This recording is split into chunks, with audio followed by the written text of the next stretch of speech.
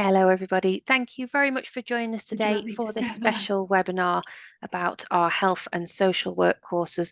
All of you will be our international offer holders joining us for the September 2024 intake. Now, you will see some buttons on your screen that you can use during the webinar. So you've got your chat button. You can use that to chat to other offer holders who are also in the presentation. And you've also got a Q&A button. Now, you can use the Q&A button to ask questions to the panel. So we do advise if you can use the Q&A button instead of the chat for any questions you've got for us at Hearts, just because sometimes the chat tends to move quite quickly and we don't want to miss any of your questions. The session's also recorded. Nothing to worry about. It's just in case anybody's internet drops. If anybody's not been able to attend live today, we'll share out a copy of the recording for you so you can rewatch later as well. That should be available in the coming weeks, and we'll send you an email when it's ready. Now, just going to introduce you to who we've got on our panel today.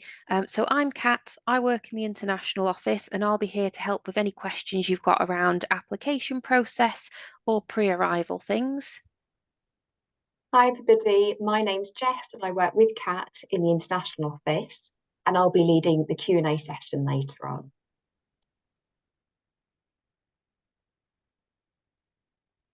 Hello, I'm Karen Beaton. I'm Head of Department of Allied Health Professions, Midwifery and Social Work in the School of Health and Social Work. Hello everyone, I'm Philomena Shaughnessy. I'm Head of Department of Nursing, Health and Wellbeing. Excellent, thank you all. And we do have a few other colleagues in the session as well. So do take the opportunity to ask questions. This is what we're here for. We're here to help you. Now, what we're just going to do before we start the session, I'll just give you an overview of what content we're going to run through, and then we're going to see what courses we've got in the room. So you might have some future classmates in here with you. So first, we'll start with an introduction to your school of study. So some things that you need to know about before you get here, so there's no surprises, the facilities, opportunities. Then we're going to give you a bit of an update on start of term preparation. So there are some things that you can do now just to help you smooth out that start of term journey, make sure that everything's organised. And after that, that's when we're going to go to Q&A. But do post your questions throughout the session. We've got colleagues who'll be keeping an eye on that and typing answers as we go as well.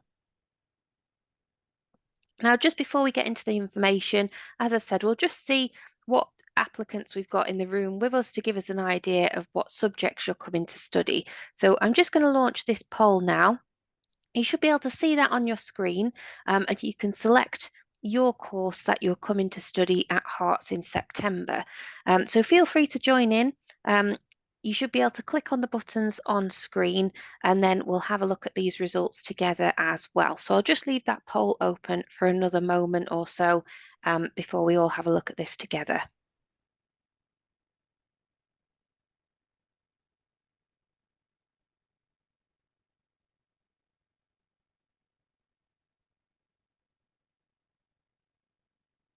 Brilliant. So I can see almost everybody has submitted their answer.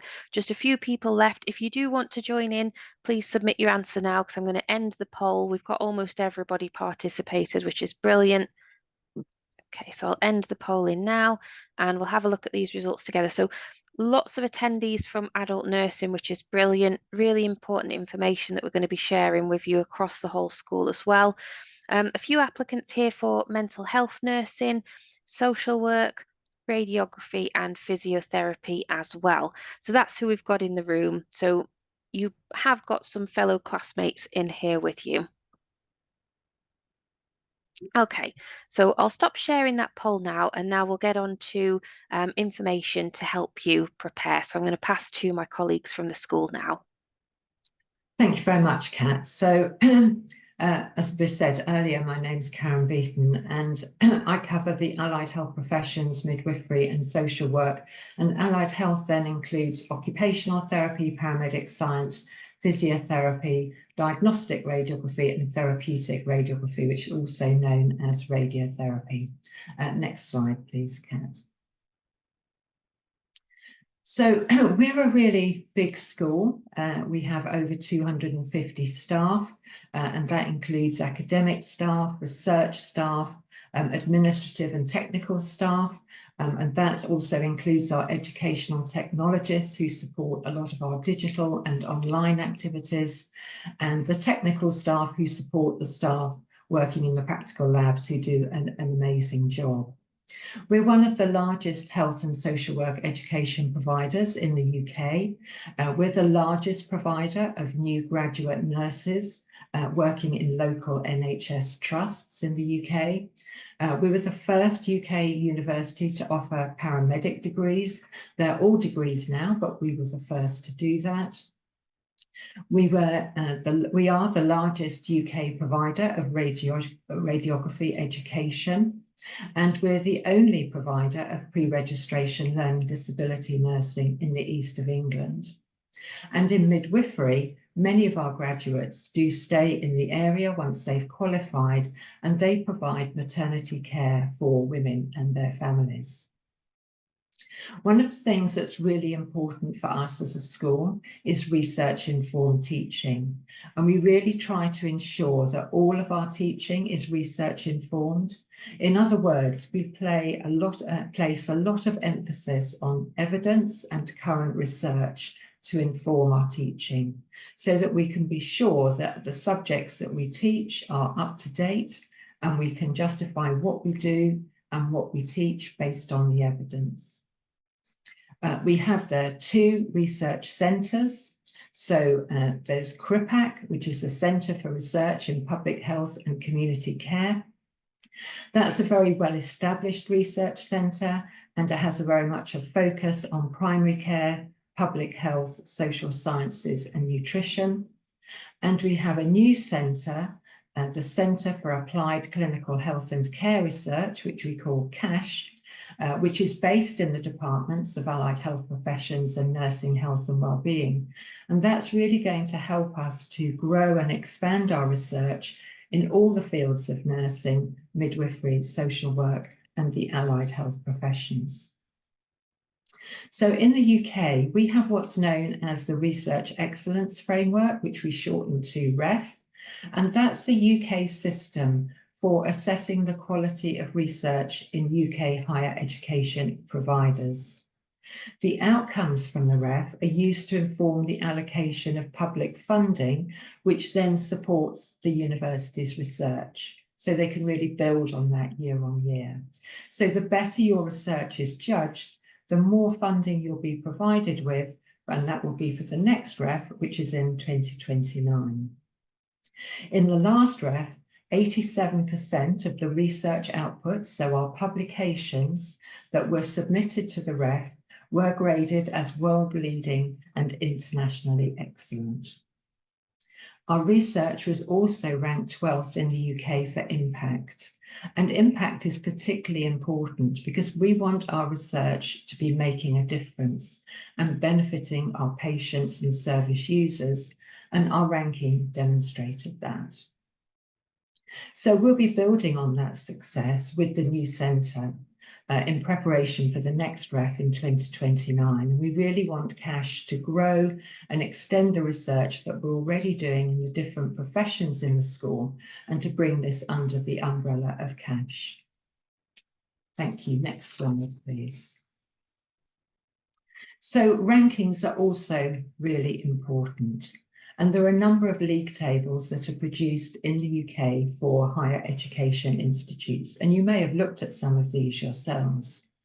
The Guardian is a well-respected body that undertakes an annual review of some, not all, of our health and care professions and programmes across the UK, and it produces this league table.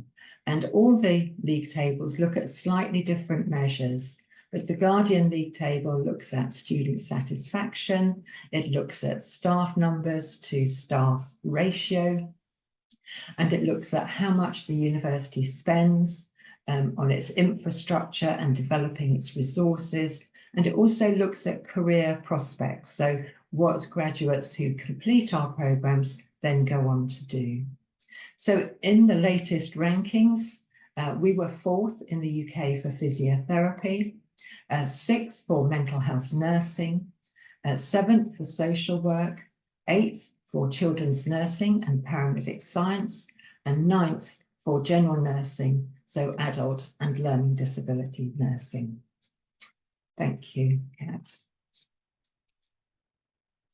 So our facilities are also really important for us. So currently we have a clinical simulation centre where we teach practical skills for our nursing and midwifery students, and that's at Meridian House in Hatfield. That's a 4-storey simulation building where you'll learn in real life scenarios. There is a mock ward, there's an intensive care unit, there's an operating theatre, and there are interactive mannequins that will talk to you, talk back to you. And we also have a wide range of audio-visual equipment, as well as increasingly virtual reality simulation. We also have our specialist labs in physiotherapy, in paramedic science, in diagnostic radiography. We have X-ray facilities and ultrasound labs. We have a CT scanner and a dedicated computer lab for viewing images. And in therapeutic radiography, we have what we call is our VIRT, which is our virtual environment radiotherapy trainer, where you can view 3D images to actually see inside the body and view about how you would direct your radiotherapy treatment. So some of these facilities will be moving over, particularly our nursing and midwifery facilities will be moving over to College Lane over the summer. And we're really embarking on a major programme of work involving refurbishing some of our existing office space so that there will be many shiny new labs by the time you arrive in September.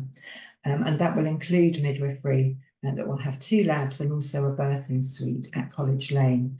And Phil will tell you a little bit about some of the immersive nursing labs that will also be new for September 2024. Thanks, Phil.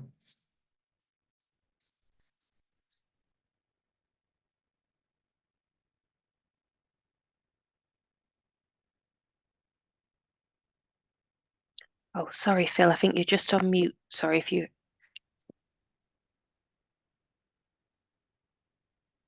I'm so sorry.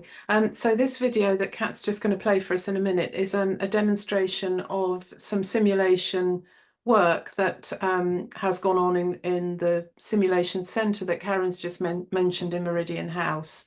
And as Karen said, we are building 2 big new nursing labs and multi-purpose labs. And as part of that development, we are also developing 2 immersive laboratories. So, you know, with all the latest technology in there to do simulation work. So if you want to play the video, Kat, there's nothing like seeing it.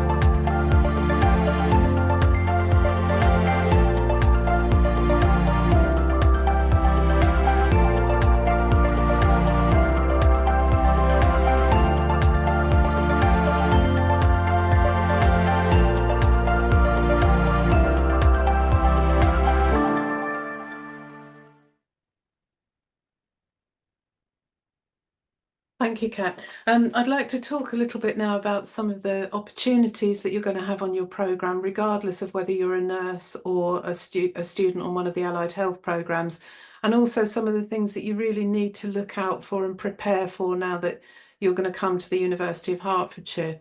So the first thing to talk about is placements. So all of the allied health and nursing courses have a substantial amount of placement activity in the programme, and certainly for the nurses it's half of their programme. So you know, half of your time will be spent in the university and half of it over the course of your programme will be spent in practice placements. And for allied health it's not quite as much, but it's still a substantial amount of time that you'll be spending in placement. So in partnership with the NHS, so we have placements in the NHS, we have placements in private and voluntary organisations, which is the UK's way of talking about placements such as nursing homes, and independent sector, which is the UK's way of talking about charitable sector, such as hospices and private hospitals, etc. So and those placements are generally in blocks. So when you go out onto placement, you'll be in placement from anything, from some placements are 4 weeks, some are 6, some are 12, depending on the programme that you're on.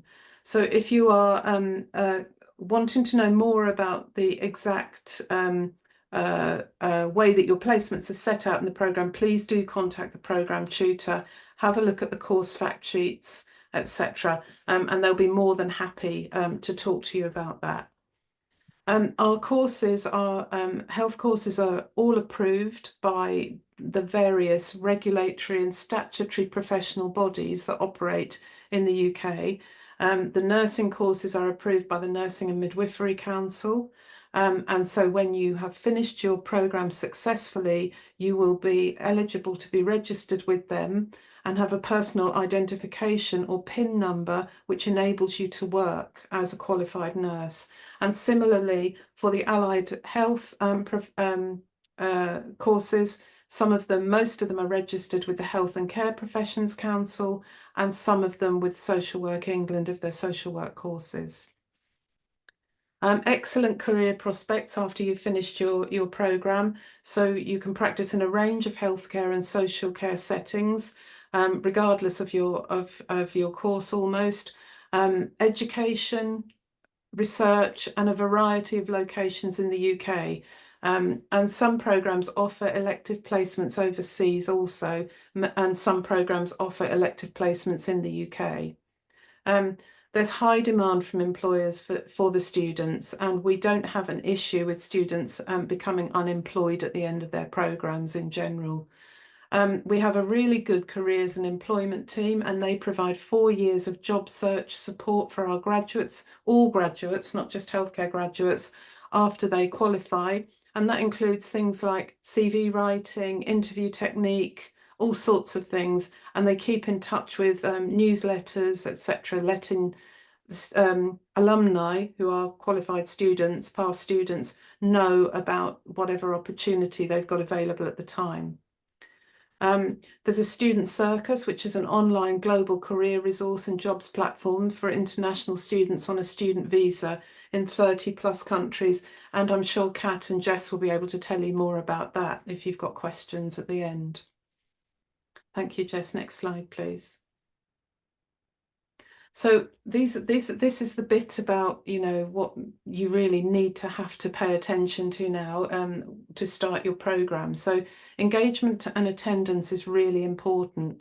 Many of our programmes start ahead or before other programmes in the university. For example, the nursing programmes, you probably all know, I mean, I know there are 27 of you here on the call, start in the beginning of the second week in September. You'll have the exact dates sent to you. You really need to be ready to start on the programme start date. And that applies for all programmes, whether they be nursing, allied health or social work. It's so important. These programmes are not like standard degree programmes elsewhere in other universities, such as geography or psychology. We have this the placement requirement, which means that you will fall behind very quickly if you're not here on the first day of the programme. So it's really important to be ready to start and be in the country before that start date. We do monitor student engagement, we have to, and we need to in any case, because students who engage and attend are much more likely to be successful in their studies than those that don't. And we know that you will not be putting all this commitment that you've already put into applying without wanting to succeed. So we're really, really here to help, but we need you to engage with us too. You'll need to attend many face-to-face sessions, and there is an ID card swipe-in system that is monitored for that. Some of the programme material is delivered online, and we do try as best we can to make sure that you're not attending for bits of days, but the timetable system will allow us to do that up to a point, but sometimes it's unavoidable. So you will need to attend for your face-to-face sessions. And if your engagement is below 80%, you may well be withdrawn from the programme at the Board of Examiners, unfortunately. The other thing to say is to ensure that you're living within easy commuting distance of the campus so that you know you can attend all sessions, and use the resources like the LRC, other resources that are available, be able to meet your tutors when you need to, etc. Okay, so we have had students who so before you come, make sure that you research where we are geographically. The recommendation is to live either on campus or as near as you possibly can to allow that. Okay, sorry, Kat, can you, next slide, please. So this is very small writing now. So you will have been sent this leaflet. Please read it quite carefully. There's a lot of really, really important advice here. Mainly, I'll try and summarise what's on here, but we've just talked about your term address. Make sure that you ensure that programme administrators and your programme leader knows where you are. And you can do that by updating your term address on the computer website, on the university website. And the other thing to say about is practice placements, but I will come to that in a minute. Funding your studies also is really important.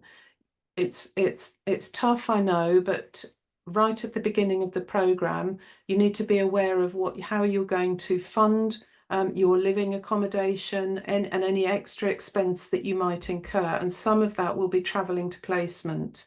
So I'll come to that in a minute. The issue, I think on that leaflet, because I was reading it this morning, it says that you won't be required to pay for uniform. That's all included in your student fee, but you may be required to pay for postage for uniform. That's not actually the case anymore. So we do post the uniform to you. When you start on the programme, you will have a batch of uniform posted to you, and that will consist of around a week's worth of uniform that you need to take care of throughout the programme. If for any reason you need replacement because you've either grown or shrunk or the uniform has got destroyed, you may be required to pay for that. So that's really what I've got to say about the uniform. You will be required to buy your own footwear, but uniform is provided. In terms of practice placements, you may be placed in a placement that's not next door to where you're living. All our placements, for some of the programmes, the placements are very, very dispersed, and Karen and Jane might be able to talk to you about allied health placements in a minute. For nursing, most of our placements are in Hertfordshire or the surrounding areas, but the surrounding areas may be London, they may be Bedford and Milton Keynes, depending on the specialism that you're in. So I know we've got some mental health nurses here. We've got mental health placements in London. We've got some in Hertfordshire, and we've got some elsewhere in Bedfordshire and Milton Keynes. Adult nurses, again, most of our placements are in Hertfordshire, but we do have them elsewhere. We can't guarantee that you will be placed in the area of your choice. And indeed, what the placement team try and do right at the beginning of the programme is look at student addresses, look at transport links and how we can get there. But it may take you an hour to 2 hours to travel to placements. For most placements, that doesn't happen. But when you need specialist placements, such as a community placement or a specialist child placement, you know, to broaden your placement experience, you have to be prepared for that. I think, and travel and accommodation for practice placements. If you find that you're placed a long way away from where you're living at the moment and you want to get accommodation near that placement for the 6 or 8 weeks or 12 weeks that you're there, you will have to fund that yourself. And all travel to placements, you have to fund yourself. Some of the websites that you'll see, some of the web pages you'll see on our website will talk about grants and bursaries, etc. Unfortunately, they are not available to international students. That's a UK government issue only. And about driving as well, if you want to drive a car and you've got a car, make sure that your driving licence is valid in the UK before you do that. Okay, Kat, I think that's... Next slide, please. There's another video now.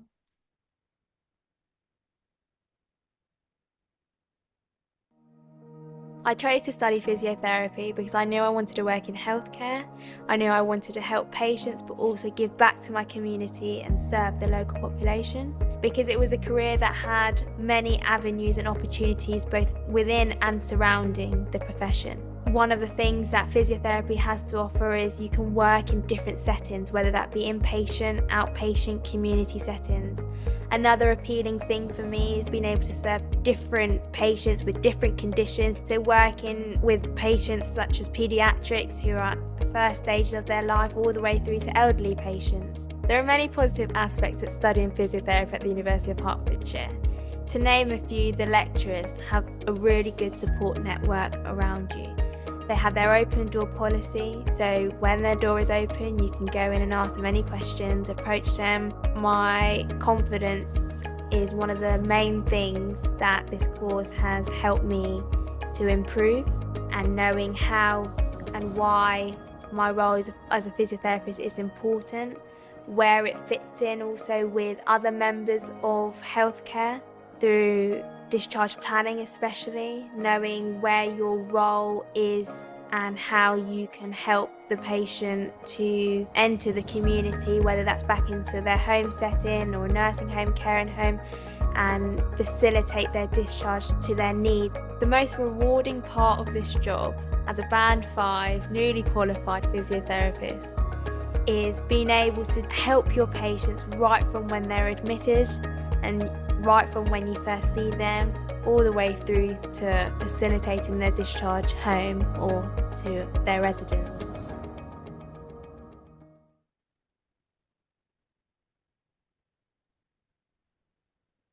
Excellent. So thank you so much, Karen and Phil. Some really important information there, everybody. So do make sure that you are taking into account everything that we've discussed as well.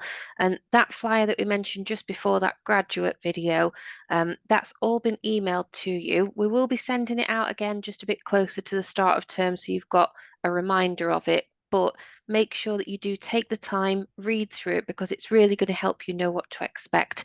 But now I'm going to run through a bit of information to help you to prepare for start of term. If you do have any questions as well, please put them in the Q&A. We're going to be going to those shortly, so this is the perfect time. Please ask away.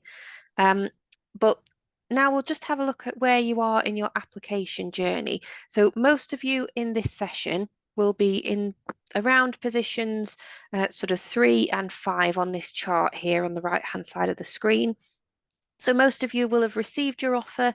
You're probably in the process of clearing your conditions, paying your deposit as well. Now, if you haven't already paid your deposit, now is the time to do so, because if you can see on the chart, there's a lot more steps that you need to do in the admissions process so that admissions can get you to that CAS stage. So make sure that you're sending that in. Use your student ID as reference for your payment so that the finance team know that that payment is from you. And then you might be asked to complete a sponsorship interview or financial checks as part of your application. If these are required, the admissions team will email you, inviting you and explaining what you need to do. So there'll be guidance documents for that as well. And then once you've cleared all your conditions and any extra checks, that's when you'll be at CAS stage. So the admissions team will invite you to fill in a pre-CAS form. You can complete this online, and it's just all checking that none of your information's changed since you applied, that we've got your most up-to-date passport and you haven't renewed it and got a new one, so that we make sure that everything matches up when they're making your CAS. And then obviously you can apply for your visa. So they have started issuing CAS now for any applicants who are at the right stage. So that's why I say, please do get your conditions cleared so that you can progress your application. It's going to mean that you've got plenty of time to then submit your visa application, sort everything else out, especially with your course. If it's got an early start date, now is the key time to be taking action. And once you've got your visa, you can book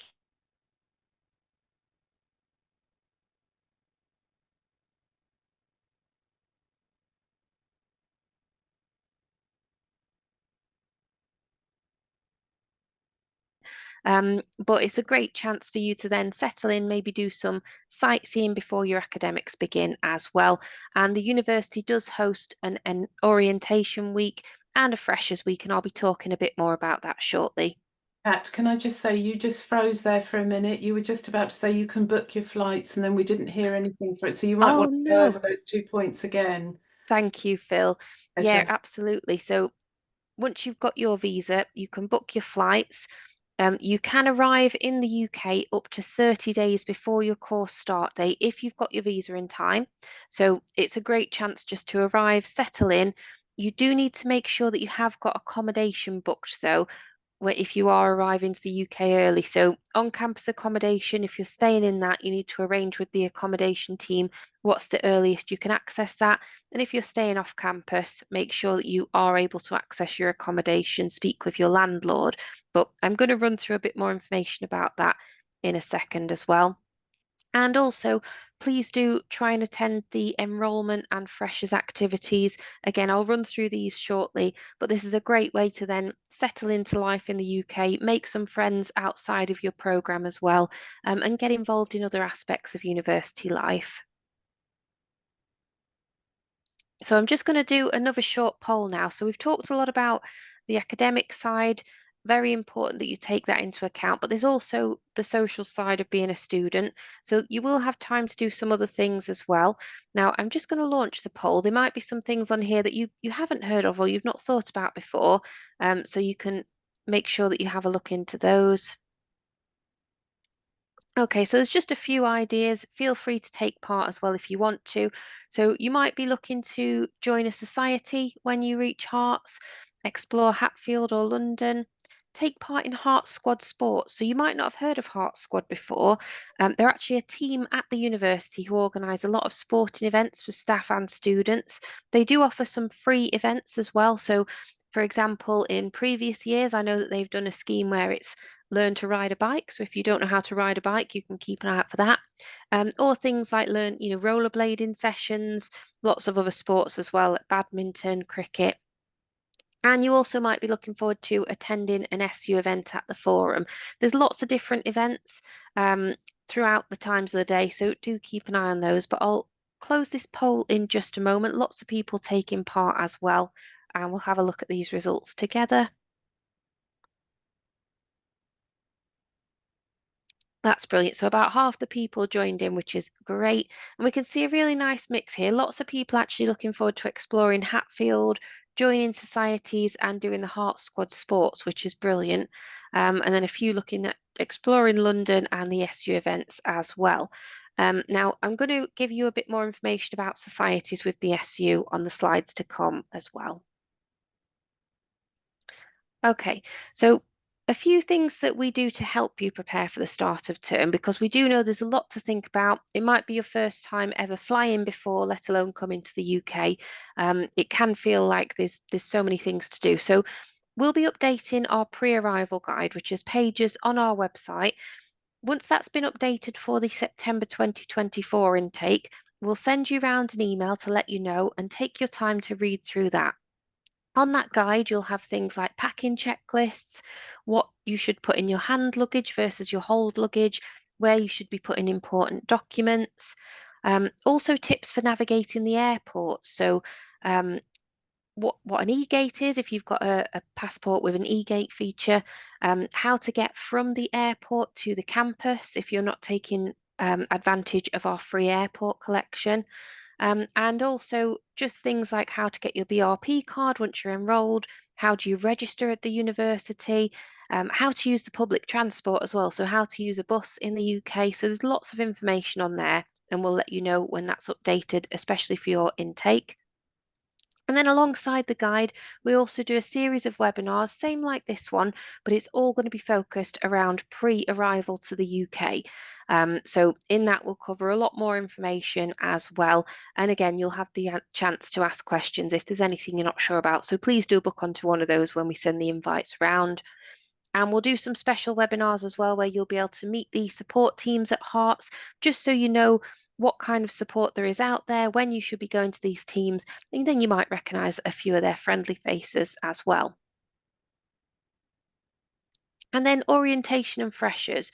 So as we've mentioned, orientation, that happens before the main start of term, but most of your courses will be starting earlier. So you do need to make sure you're here ready in the UK for your course's start date. You can find your course's start date on your offer letter. It'll also be on your CAS. And once that pre-arrival guide on the website is updated, it will be there as well.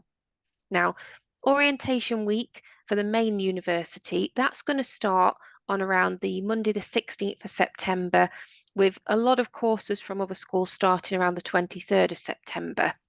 Now, I would recommend this events calendar. This is run by the university, and lots of different teams will be adding events to that calendar. Save this down to your browser favourites and just check back on it on the run up to start of term and throughout the year as well. So there's usually a lot of free events on there, some events that will have free food as well. And I know in the past they've done things like trips into London. So this is really helpful if you're a new international student, maybe for your first time going into London, you can go with the SU or Dean of Students reps. They also do things like a campus tour for your first week and a journey to the supermarket together as well, so they can show you how to use things like the self-service checkout tills. So lots of things on there. Keep an eye on that. We do recommend try and get yourself involved in as many activities as you can, especially around the start of term, just because that's going to expand your social network. You'll meet a lot of people then who aren't from your course, and it should just help you settle in a bit more as well. There's also the clubs that we mentioned during that poll. So the Students' Union, once you're an enrolled student, you can join any of their clubs that you want to. If you do have a particular interest and a club doesn't already exist, you can speak to your Students' Union rep and they can help you set that up. There's also the sports clubs that we mentioned through Herts Squad. So there's something for everyone. You might be a complete beginner or a bit more of an expert in a certain sport. Everyone's welcome. And there is also the option to compete against other universities in competitions as well. And then there's also the chaplaincy and religious groups. So there's two multi-faith spaces, one on DHAV, one on College Lane. The one on College Lane is called The Key, and everyone is welcome in there, all faiths and no faith. So you can use those spaces if you just want to relax, reflect or prayer. And there's also an event space within The Key as well. And some things that you can do now. So the university has created a free online workbook called Getting Ready to Study at Herts.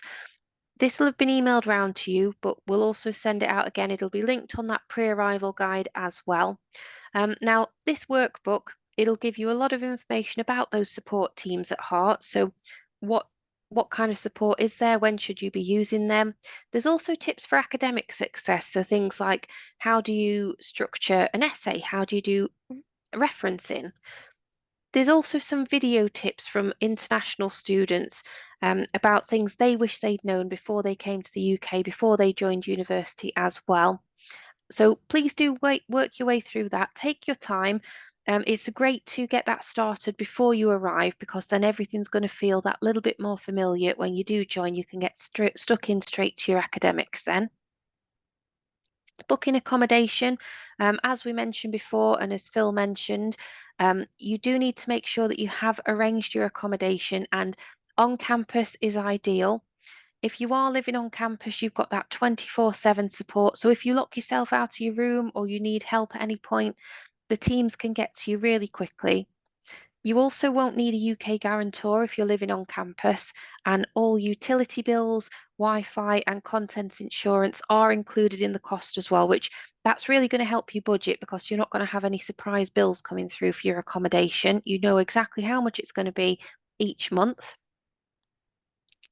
It also means then any lectures you've got on campus, you can just roll out of bed, get straight to those, or even if you want to use the LRC late at night, you know, you can just walk safely back to your campus room as well. Now, for those of you who do need to live off campus for whatever reason, please do live as close to campus as you can. So ideally in the Hatfield area, so you can walk to your classes on campus. Also, that's a really good hub for then when you are having your placements, because they've all been designed in mind with the campus as your central hub. So it just helps the team know how long you're expected to commute to placements. Do use PAL accredited landlords. So what PAL is, it's a scheme that the university has set up with the local council, so that all properties displayed on the PAL website, they're in a good state of repair, everything's working in the property, any pictures you see online match how it looks in real life. And also any deposits that you have to pay are held securely, because these landlords have been vetted. In order to get their property on the PAL website, a lot of checks have been done on them. So do always use PAL website for that. Again, that's linked on our accommodation page on the website. We've emailed it round as well.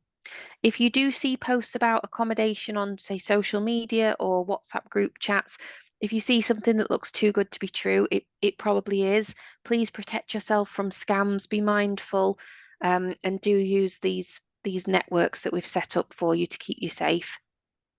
You do need to live a maximum 2 hours or 30-mile commute from campus. Now, I do stress that is a maximum. I would strongly recommend live on campus where you can, or in Hatfield, because commuting that long, it's going to make it quite a long day for you. You're not going to be able to give 100% in lectures, because you've had quite a long journey, and also the cost of it as well. So commuting that far, it is going to add up with the cost. So do check out the commute cost. So if you need to get a train, you're going to need to look at National Rail, and be mindful that in the UK, if you're traveling in the earlier morning, that's going to be peak prices as well. So make sure you have a look at that when you're doing your research. And if it's on a bus route, check out the Uno bus map, the Uno bus prices as well. So you need to take all this into account, because a property that is further away that might look cheaper initially, once you've added up everything, it might actually work out more expensive, and that long commute cost on top of that. And then the last thing is clear any outstanding conditions. So as we've said, perfect time now to be sending in your outstanding documents, paying your deposit, just so admissions can progress you to that CAS stage as well.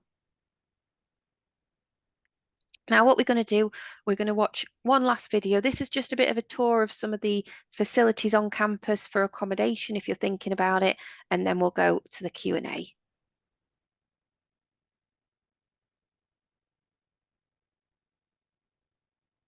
Hi, I'm Elizabeth, and today I'm going to show you all of the amazing things of why did I choose to live on College Land campus. First, let's start with my bedroom. It's so close to classes and contains everything that you need.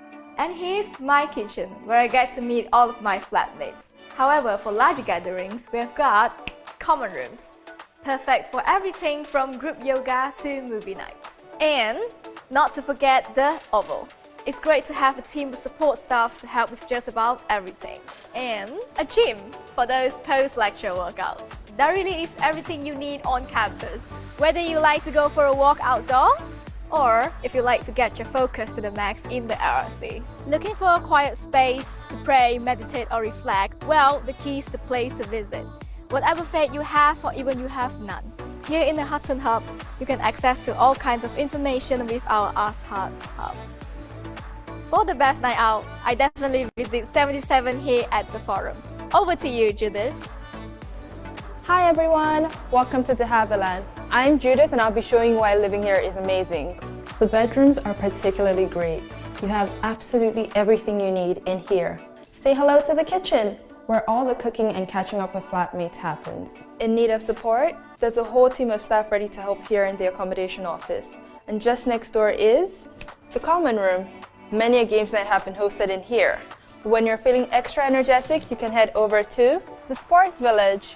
It's great to come over after classes too, get a workout in at the gym, or take a dive in the huge pool. Just like College Lane, this campus has its very own LRC. And also, the beautiful Cafe Ambition, with its great music and even better coffee. So that's a wrap.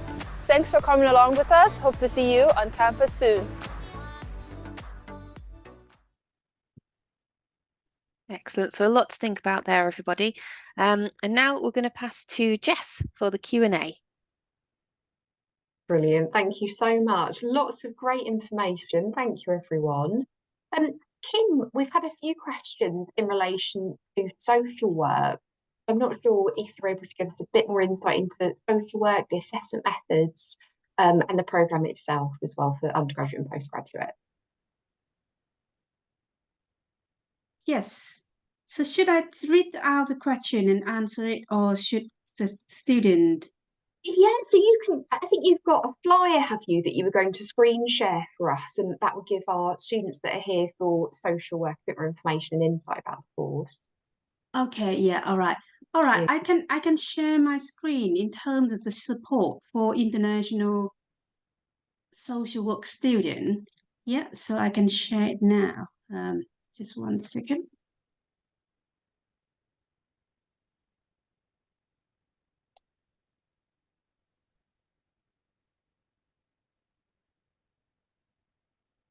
Can everyone see it? Yeah, we can see that. Thank you, Kim. Okay, all right, that's great. Okay. Yeah, so welcome. I saw earlier that nearly 10 social work international social work students attending this webinar, so and might be more. So I just like to introduce myself. My name is Kim Tran. I'm a senior lecturer in social work, and I'm also the international social work student lead. My colleague is not here today, but she's Anna Rose Grieve. She's also supporting, the international student as well.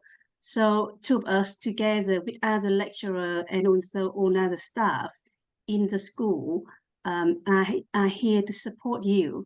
So I'm just like to present today a little bit about the support that we've been providing to our international students.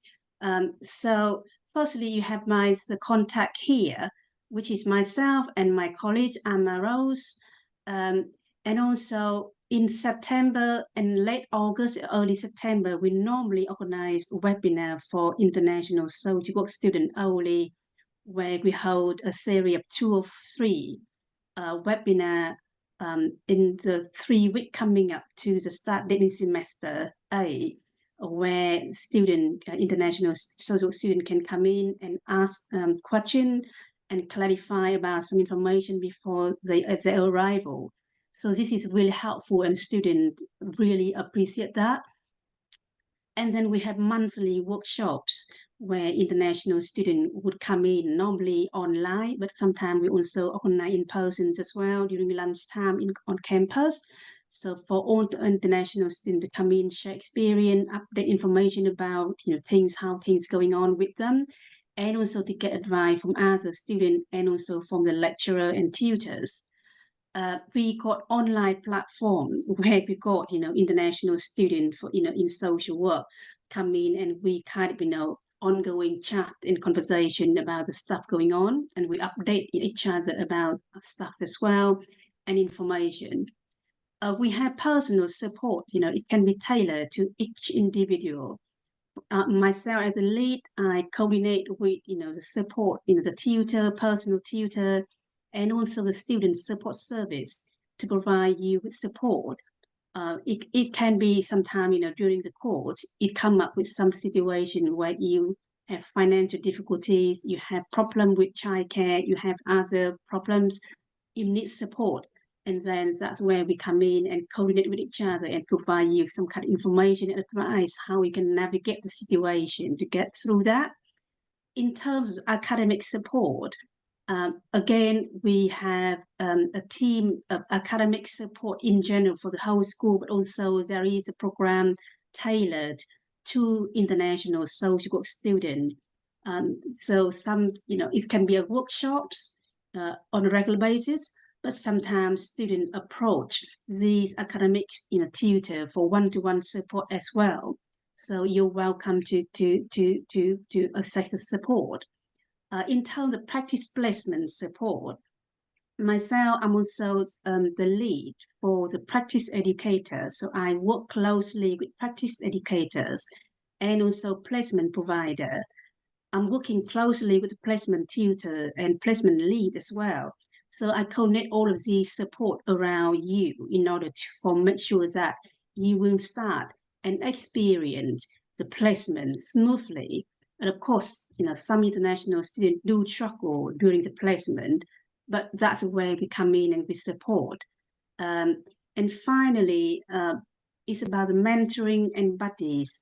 So you will get some kind of mentoring if you want. This is not compulsory. We have existing international students from previous year or from senior year would be, volunteer to be your mentor.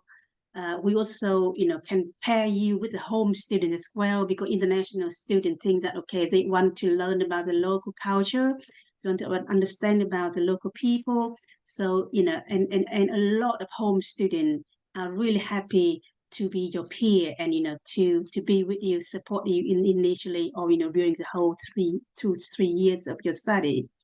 So yes, it's a kind of summary of the support that we are providing for international social group students particularly. Yes, so any questions? I stop sharing. Thank you so much, Kim. There is so much support for students. That's fantastic to see and really good for our students to be aware of all of that support as well. So thank you so much for sharing all of that information with us, Kim. That's brilliant. Phil, I've got a question for you. So students asked, what are the assessment methods for MSc Adult Nursing? And I wonder if you could give us an overview of the assessment methods used across the courses within the School of Health and Social Work as well. Hello. Yes, I can particularly talk about nursing, and Karen here will be able to talk about the allied health assessment methods. But generally, we use a massive range of assessment methods. We don't just do exams or essays or presentations. We do some essays and some written work that needs to be handed in, and mainly that's because when you are a nurse or an allied health profession, you have to have that skill of being able to write reports and look at research critically. So that's to assess that. We do have a few, not many, but some exams, and that's usually around numeracy and being able to calculate, or having the skill to be able to calculate dosages of drugs, etc., etc. We have things called OSCEs, which are objective structured examination technique assessments, and that means you would go to, we have it all set up as you saw in the video with a patient or a mannequin, and you would be required to carry out some kind of examination or assessment of that patient, for example, and that would form part of a summative assessment. We have things like, we have posters, research posters as assessment, and we have presentations. So we would, sometimes they're presented as a narrated presentation where you would post it up onto a website, and sometimes they're in person. I think I probably covered the majority. Karen, you might have others. I mean, we're very similar. We cover a lot of those things, and particularly in some programs, they do use in-class tests. But I know that in physiotherapy, they've been doing some sort of innovative type assessments. And Jane, I don't know if you'd like to just highlight a couple of things? Yeah, of course. So one of the things we've implemented in this last academic year is the use of reflective blogs regarding experiences and reflections from placement. So a new and different way of trying to gain some understanding of students' ability to reflect on what they've seen on placement and what interactions they've had in relation to the relevant literature. And that's on top, as you've all said, about the different types of assessments, because all of us try to ensure that there's a broad range of assessment type that's included. I think the other important, thank you, Jane, the other important thing to say is to talk about as well is that when you're out in practice, there will also be different sorts of assessments. And for example, I'll give you the example of the Nursing and Midwifery Council. They have a requirement that we have a system in place. So you have a practice supervisor, a practice assessor, and an academic assessor at the university. And we have a practice assessment document or a portfolio type document where there will be different competencies in there for you to achieve throughout the course of your programme. So it might be things like taking a blood pressure, taking a temperature safely, even cannulation. We teach that on the programmes as well, because we're required to do so by the NMC, but also because we need it. You'll need it for your career. And that document has various parts in it that will take you, scaffold your learning from very basic things up to things like catheterization, cannulation, mental health assessments, etc. So there's that side of it too that has to be passed in order to pass the programme. Thank you so much, everybody. That's brilliant information and fantastic for our students to be aware of the different assessment methods that will be used as well. So really good preparation for everyone and great questions too. Thank you. Karen, I've got another great question for you. A student said, what is the footwear that they need to buy for the placement? Do you have any recommendations for styles that they need to be wearing? I think the important thing in terms of footwear is that it needs to be comfortable. Often there may be a colour that's actually identified that it has to be because actually there's it's part of a uniform. But I think the important thing to remember on placement is that you're going to be doing a lot of walking. In social work there is no uniform, but again there needs to be comfortable clothing that you've got. So your uniform's provided for you, but you do have to provide your own footwear. But yeah, be prepared to walk a lot, so make sure it's comfortable. That's great advice. Thank you so much, Karen. Kat, I've got a question for you. So a student asked, is there any provision for childcare on campus, such as a nursery for children or toddlers? Are you able to give us a bit of advice and information about that, please? Yeah, absolutely. Sorry, can I just butt in about the uniform so we can deal with that? I'm so sorry. For nursing, and I know the vast majority of people on the call are nursing, the shoes must be black when they're in uniform, but comfortable, as Karen says. Make sure you have comfort, no high heels or tight shoes. That's brilliant advice. Thank you so much, Phil. Thank you. Thanks, guys. Yeah, regarding childcare, there is a nursery on the campus, so it's on College Lane. So you can actually find out a bit more about that on the Herts website. I would recommend, though, if you are looking to use the nursery, if you do have children or you're going to have to put into childcare, you do need to contact the nursery sooner rather than later. It's very popular because it's so convenient with staff and students. So you're not guaranteed to get a place, so do contact them. The nursery does charge a fee as well for childcare, so you'll need to assess that, and the fee depends on how many sessions of childcare you want to use for your child, how old your child is. So do check that out on the university's nursery website. Brilliant. Thank you so much, Kat. I know that we're at the hour now, so Kat, I'll come to you for the final question. We've had quite a few international students ask, is there any scholarships available for our students on health and social work courses? And are you able to give us a bit of insight in relation to the scholarships available, if so? Yeah, that's a really good question. So the university does have some scholarships available. However, unfortunately, applicants for health and social work aren't eligible. So your courses, they've got a lot of different aspects to them, such as the placements that you get, which is part of your course and covered. As colleagues have said, the uniform as well. So unfortunately, these scholarships that are discounts towards tuition fees, you wouldn't be eligible for those. However, if you are in a position to pay your first year's full tuition fee in full by registration, you can actually get £1,000 full payment discount off your tuition fees. So that can really help some people out and give you a bit of a discount on there. So you can check out all of the discounts that you might be eligible for on the scholarships page on the website. Check the terms and conditions of each one, but that full payment discount is something that you can have if you're in a position to. There is a question in the chat about special discount for alumni. Yes, good shout, Philomena. So graduates who've already done a course with us, if you are then, say if you did an undergraduate course and then you want to come on to do a postgraduate course, there is actually then a 20% tuition fee discount for alumni of Herts. So again, on the scholarships page, you can check out, see if you're eligible for that as well. But if you have already been a student with us, admissions should be aware of that and should have already been in contact with you. If you think this applies to you and you've not heard anything about it, do email them at international@herts.ac.uk with your ID number, and they can check into that as well for you. I know we're up to the hour, but there are other questions in the Q&A. There's one about the DBS check that we probably ought to address as well. So have time. Pat and I are able to stay on for a little bit longer, so I'm not sure, Phil and Karen, if you are available to stay and answer a few extra questions. For a few minutes, yes, we are. Okay. We need to be somewhere else shortly, but yeah. Yeah. Okay, so in relation to the DBS checks, are you able to give people a bit of insight in relation to that? I know students earlier were asking as well about the certificate of good conduct and how to obtain that too.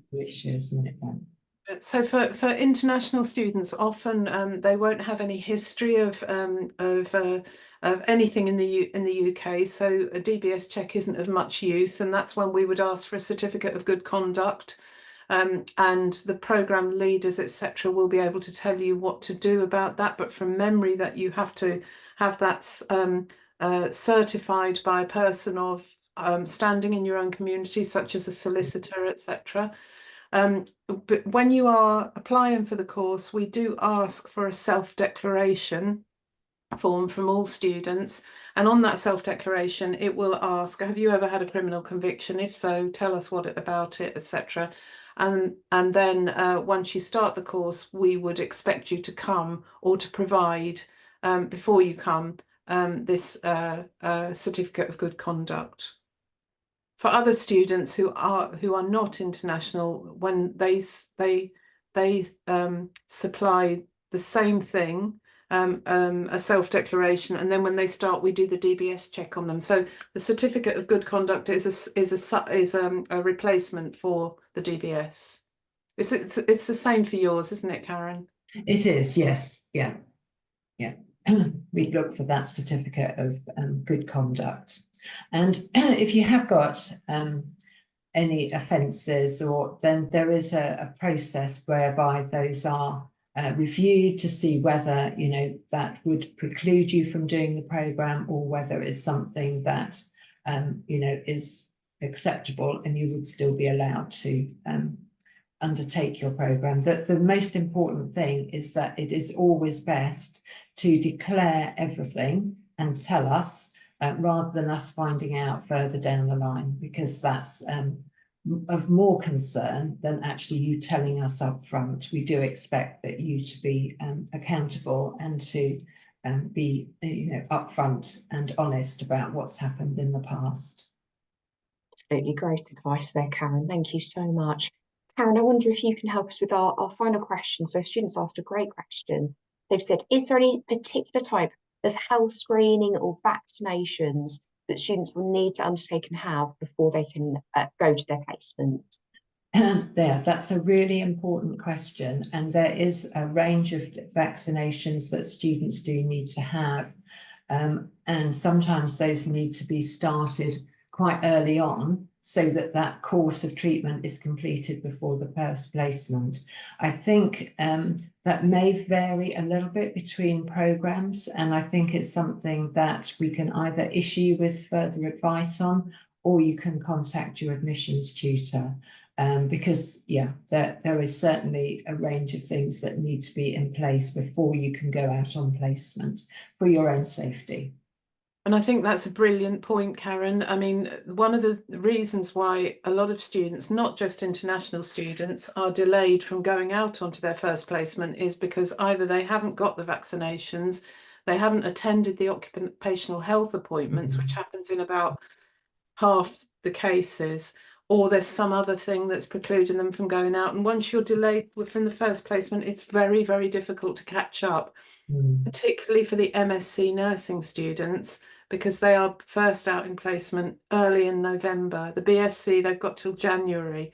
So it's a really important point. That's, you know, when you do get these appointments through, please attend, because you can't go out unless you're cleared, unless you have a clear statement of good character, and the vaccinations, etc., that you need to go out. Brilliant. Thank you so much, everybody. Yeah, absolutely crucial information there. And I know from our side of things, we'll also email you full details as well. So you'll get that information in writing too. Thank you so much, everybody. There's a couple of questions about, you've probably seen these, I don't know, I seem to have taken over the chat now, but there's a couple of questions about visa applications in the chat as well. So my current visa will not cover my study period, but I was told I could switch at any point during my studies. Will I be issued with a CAS? Can you answer that? Yeah, I was just typing a reply to this person. I think with this person, what I would recommend, because that sounds like quite a unique situation. So I would recommend, if you're not already, please get in contact with the admissions team, because I'd rather they had a look at that, checked on your current visa documents. So contact them at international@hearts.ac.uk, or if you've been dealing with your in-country rep, you can speak to your in-country rep and they can do the liaising with the admissions team for you. Just because without seeing kind of your full details, I wouldn't want to give general advice. It sounds like quite a unique situation, that one. And there's another one as well about visa application for those who are resident in the UK on a graduate visa until December. That's not in the Q&A, that's in the chat. People are putting things. Oh, I see. Yes, I think anything I'm to keeping do an with eye. visas. Oh, thank you so much, Phil. I think anything to do with visas, if you're concerned, if you think it may not cover the full duration of your course, your current visa, if you send a copy to us, which, you know, our email address, international@hearts.ac.uk, and the team can advise you on what to do. And it will very much be a case-by-case basis as well. And there is another question about assessment as well from, I'm just looking down now because there's lots of questions, but I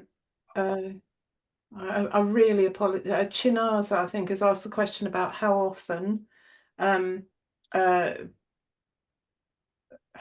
length of time you're given to submit your assessment and how often you're assessed. And of course, that's not an easy question to answer for all courses. But when you look on the course website, you will see that the programs are split into modules, and the modules are assessed themselves. So each module will have one and sometimes two assessments. They're often 30 credits. So, you know, we have our quality assurance agency sets out what we need to do to assess a 30 credit module. And you will be given plenty of notice about when those assessments are due, and right at the beginning of the year. So you will have your assessment schedule in front of you. You'll know if this is due in April, this is due in May, etc. And you will be given assessment deadlines. If you're for any reason unable to meet that deadline, you must speak immediately to your module leader and tell them, and then talk about your circumstances so that we can make arrangements for that. So arrangements can be made if you need a small extension to an assessment for any reason. But if something happens to you where you fall ill, we also have a system of dealing with that. but you have to tell people. That's really Great advice, Phil. Thank you so much. Really supportive as well for our students to be aware of that too. Thank you. Fantastic. Okay. Oh, I think that's all the questions for now. Obviously, we may not have covered all the questions. So if you have any other questions that you need support with, please do email us. Our email address is international@hearts.ac.uk. You can include your student ID number and we can support you with your queries as well. But I'll pass back to Kat now. And the other thing to say is, you know, some of the questions, Amarachi's asked a specific question about mental health nursing. Do get in touch with your admissions tutor, Amarachi, and she'll put you in touch with the programme leader to talk about that, because the assessment methods I've talked about are across all the programmes. Mental health is no different, really, but she'll be able to give you detail about that. Yeah, really good tips there. Thank you, everyone. And thank you so much for all your questions. I can tell that you're really engaged with everything, everyone. I know we have run over a bit, so thank you so much to colleagues for staying on as well. Any questions that do come in before we close the session, we can answer those typed. So please do feel free as well, colleagues, if you do see anything else coming in, you can type the answers. Applicants who've joined us today, if you do want to hear any more from students about their time at Herts, things they wish they'd known, things that they think you should be aware of, do check out some videos that current students have wanted to share with you. They're from various courses across Herts, but they're available on our international YouTube, also in the international Instagram reels as well. And as Jess said, if we haven't been able to answer your question, please do reach out, get in touch. You can check out the international web pages. We'll let you know once they're updated with the pre-arrival guidance for September. Our email address again, international@hearts.ac.uk. And as Phil said, do reach out to your programme leader, your admissions tutor if you need to as well. And for any urgent queries, just give our international office a ring as well on the number that's on screen. But we will be keeping you up to date on the run up to start of term as well. So keep an eye on your inbox. Join any future sessions like this where we'll be doing live content, give you options to ask questions live as well.